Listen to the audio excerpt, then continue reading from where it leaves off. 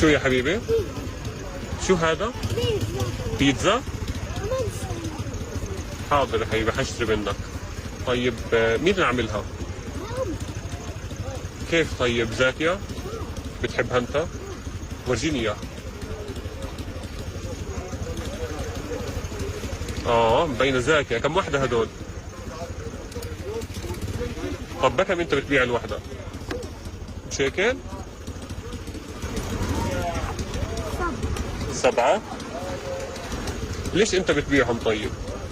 ليش انت بتبيعهم؟ ما معكم مصاري؟ يعني انت تصرف على عيلتك تساعدهم في المصاريف؟ الله يعطيك الف عافية يا حبيبي. طيب بدي اعطيك انا هدية بس ما بدي اخذ البيتزا. طيب بس بدي اياك تروح على البيت عشان ترتاح وسلم على امك واحكي لها يسلموا ايديك على البيتزا. تفضل هاي الهدية لك. ما بدي اخذ حاجة. مبسوط يا حبيبي هيك؟ الله يسعدك يا الله. حاضر هاي حاخدها عشان خاطرك. يسلم ايديك.